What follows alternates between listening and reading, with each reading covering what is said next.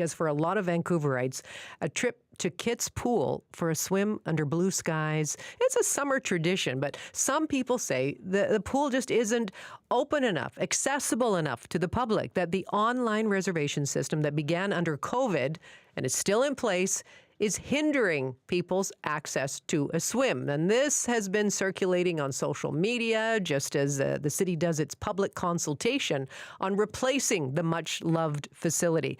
Joining us now is former city councillor and co-host of the podcast Unspun, George Affleck. George is one of the people who's been pretty outspoken about the need to hashtag free Kit's Pool. George, hi there. Good morning to you. Good morning, Gloria. So what have you been hearing from folks about Kit's Pool? Well, frustration is the key word here. I think that no matter whether you're a senior or family, or accessibility is the key here. And it's just not happening at Kit's or any of the pools in Vancouver, the few of them that there are. Well, what's been your experience?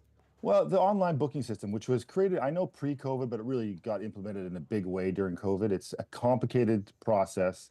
It creates this sense that you need to really book in advance. And so people kind of are giving up on using it. And so if you go by Kit's Pool, at most given times, it's either half empty or worse. And they have these weird breaks where it's completely empty for a half an hour to an hour. It's such a strange time. And you think the point of amenities in our city is to provide them to the people who live here at any given time at their desire. And right now it's basically like booking a rock concert. It's ridiculous. Well, we're going to hear from the park board in just a moment, but we have heard already that they say most users do report satisfaction with the systems. So okay, what do you think? Show me the survey. Show me the survey, the actual survey, not a sense of feeling, or they're talking to people in their own little world. They have to get out there and talk to the public. I do not hear that at all. Nobody I know hears that. I have friends who use the lanes, who are serious athletes who want to go down there. They've given up. I have friends who have young kids. They don't bother anymore. I have people who are seniors who say, I can't figure out the complicated system. I used to go down there and walk in, no problem, in any time during the season. And now they have to go onto these websites and fill out this form. And if they don't do it the day of, they can't do it the day of. They have to do it the day before. Usually it's booked up. It's bureaucracy on steroids. It's brutal. Again, we're going to hear from Tom Digby of the park board in just a moment, but I'm sure he's going to say that the online system actually makes it easier for people from across the city to get assured access. Demand is increasing. The pool's got to work with regulations for the number of swimmers per lifeguard. So what do you think of that? Well, the pool fits over 1,500 people, kids alone. So I don't think I've seen 1,500 people in that pool since pre-COVID. And ask Tom Digby if he actually swims in the pool or has ever tried the booking system himself. Sure, he hasn't. The challenge here is that this city and the park board and the incompetence of this park board on all levels is renowned. And we know that the current mayor is trying to get rid of them. And this is a good reason. If this is the kind of management that we can expect from the park board, which is basically creating a bureaucratic system to book a pool, then we're in big trouble. Yeah, I walked by there the other night. It had already closed, but it looked so inviting. It was such a beautiful evening there. And I haven't personally been in the Kit's Pool for many, many years. What about for you? Do you go often? Do you go at all? My kids are older now. I used to go when my kids were young. We would go, and I think it's what's interesting to see is when you talk about statistics. And you mentioned in your opening about social media and the fact you're seeing all this stuff. That this is not scientific, and I'm not even being scientific here. And so I asked the park board, I challenged the park board to prove to us that there is this lack of this frustration in the city, or maybe lack of frustration. I know they have a process starting in a couple of weeks to talk about the future of the pool, but I'm talking about the pool currently. I want to know where people stand on this, and let's get some real data. Spend a bit of money on some polling of residents of Vancouver to find out if they're going to this pool, if they are frustrated by this pool opening system, and if they want it to change. Don't just use anecdotal evidence from me or anybody. I want real data. If they are saying this, if the commissioner is going to say that this is not a problem, then I want to see the proof, and I don't see that right now. Okay. Well, you did open up the whole idea of this public consultation process. That actually opens this weekend. When you look at just the location of this pool, I mean, it's gorgeous. It's one of the great for people who love to swim their lengths because it's such a long pool. What would you like to see if you're going to fill out this survey? What would you like to see in terms of the future of the Kitsilano pool? Well, don't shorten it like you've done with the last pool process you've started in the West End. I mean, that's the problem with this park board. They have no clue. They didn't put a pool in Marpole. They were supposed to. There should be the pool, another pool in the southeast of Vancouver. Certainly, the pool in the West End shouldn't be going smaller. This is a problem that this park board does not understand the needs of the city. The point of an amenity is to deal with population growth in our city. We have a massive population growth. We have more renters. We have people who don't have pools in their homes or in their towers. People need amenities, and the park board seems to have lost touch with that. And certainly, if you use the West End as an example, where they've made the future of that pool is a smaller pool. I know they'll have arguments of why. But if you're a swimmer and you like to do laps, that's a real challenge if it's a smaller pool. So if you're going to start a process, start with the process of having the perfect situation, not something that's cut down to a worse situation for the people of this city. Well, you've helped set this up for us for sure, George. It's, good to hear from you. Thank you. Thanks, Gloria. That is former City Councillor George Affleck. And let's continue the discussion now with Park Board Commissioner Tom Digby, who's been listening along. Tom, hi there. Good morning to you. Welcome. Hi, Gloria. Great to be here with you. Okay, you just heard George Affleck complaining about the online reservation service. What's your view of how well it's working? And I guess, as George was saying, do you have the data to back it up? Well, we are going to get the data. I'm going to put that request in right now to the general manager. What we do is we put in inquiries in to get the actual data. But you know what George is not emphasizing here, is not recognizing, is the thing that we're not getting at Kids Pool is the 2-hour lineups. That, you know, when my kids are older as well. And back in the old day, we used to stand there in the hot baking sun for 2 hours trying to get into the kids pool.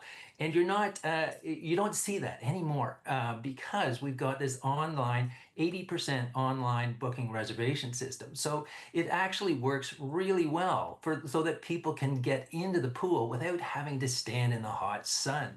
And it's true, the pool is in very high demand. So the question is, what do you do on the busiest days? And my experience is that this online system is working extremely well. Okay, but you don't have the data to back that up. We do know that there's no 2-hour lineup to get into the pool. Well, yeah, but is usage actually up with this reservation system? So we are getting more people into the kids pool for these 3-hour sessions. They can come in at 9 o'clock, at 12 o'clock, at 3 o'clock, etc. And they can come in for their, it's actually a 2.5-hour swimming session. And we are getting better numbers through that than we used to have back in the 2018 period, when these terrible lineups were a constant. Okay, no, you made your point about the lineups, but I mean, I guess I'm looking for some evidence that numbers are up. So yes, there is. We do have a report from Park Board staff that numbers are up in total throughput of individuals using the Kitsilano pool. But we don't know by how many. No, and we can get those numbers and answer. We're in the complaints business here at the Park Board Commissioners. We get a lot of complaints, and I'll be happy to make those numbers available. But okay, something else George Affleck just brought up that I hadn't realized is the capacity for that Kitsilano pool. Is it 1,500? So I don't know the exact number. The actual Life Saving Society of BC reduced the number of people per lifeguard. So there was some change in the numbers, and we just follow the rules. Okay, we don't make the rules on what the capacity is. I don't know the exact numbers, but he may be right that it may be down somewhat from what it was previously. Do you know what the ratio is, swimmers per lifeguard? It used to be 1 lifeguard per 100 people. Now it's 1 lifeguard per 60 people. So we have to hire more lifeguards in order to manage less people. How many lifeguards work at Kids Pool? I was there recently. I think they have 8 on at a time. It might be more than that. So that would be 8 times 6? Yeah, okay. Don't quote me on that. The exact numbers are not my specialty. I leave it to a highly trained team of people that know, that manage large numbers of people. We have 9 indoor pools, 5 outdoor pools. We leave it to them. And if one of the commissioners, this is one of the great things of having elected park board, if one of the commissioners thinks this is a really big issue, I mean, they can bring it up at the park board. We have a meeting next Monday, and they can move that. So far, I haven't seen any interest from my other park board colleagues. Okay. It seems to be a bit of an issue about rearranging deck chairs on the Titanic. The major issue is we need a new Kitsilano pool. And I wish Mr. Affleck was spending more time celebrating the opportunities for a new pool here. Right. But yeah, okay. So from what we understand, the current system, 80% of the pool is booked in advance. Is that right? And then you leave 20% open for walk-ins. I mean, it's not a lot of room for spontaneity. And hey, kids, let's head to the pool because you're having a little bit of a boring afternoon. Would the park board be open to adjusting to allow for a greater percentage of walk-ins? If it turns out that there's a lot of no-shows that people are booking and not showing, then we obviously staff would be making that recommendation to the commissioners and would implement it. But it's kind of like BC ferries. I memean, some people like to go back to the days when you couldn't get a reservation; you just had to go and line up. And we just heard about this, one sailing wait. Currently on out at Tsawwassen right now, and people did not like that at all. We do know that across the city. And if you're a parent in Champlain Heights or something, you want to use the kids' pool, you've got a couple of kids for a day, you could not possibly do it without having this online booking system because you wouldn't come across town. And the whole city has to pay for this Kitsilano pool. So I personally think the whole city should be able to use it just by booking online. Okay. Well, I know that the public consultation process opens this weekend, later today, in fact, from 4 until 7, Sunday noon till 3. The city has said the pool has reached the end of its service life. What would you like to see? So there's an incredible opportunity here. One of the biggest questions you have to ask about the kids' pool is we only use it 3 months a year. What if we could do some part of it as a year-round pool? This is incredibly expensive infrastructure, but some people like the open sky. They love the feel of the air on their skin from the outside, and maybe we'll keep it an outdoor pool. There is an opportunity here when the sea level is rising. So you could conceivably move the pool up 2 meters in the air and move it inland about 20 meters, and then bring back 150 meters of new shoreline, of reclaimed beachfront shoreline all along the waterfront there. That would be a huge win at the kids' pool as well. So, but all that would be contingent on getting First Nation consent because the fact that we haven't settled up with our local First Nations is the single biggest problem for any renovation of any waterfront property that the park board manages. Tom, listen, thank you very much. And it would really be helpful to get some hard numbers about number of people coming, number of cancellations, all that kind of thing, and proof that usage is actually up. But we appreciate your time this morning. Thank you. Got it. I'm on it. I'm on it, Gloria. Okay, that's Tom Digby, Park Board Commissioner. What do you think? Would you like to see Kids Pool go back to first come, first served? Do you like the reservation system? We'd love to hear from you. Send us a text, 236-330-2623, or send us an email, earlyed@cbc.ca. And as we mentioned, there are 2 more opportunities to have your say officially with the city about the future of the pool. Today, that's July 4th from 4 until 7. This Sunday, July 6th, noon till 3. And on both dates, you can connect with city staff at Pop-Up Tent. There's a pop-up tent in Kits Beach Park right next to the Kits Pool entrance. So make your views known about that.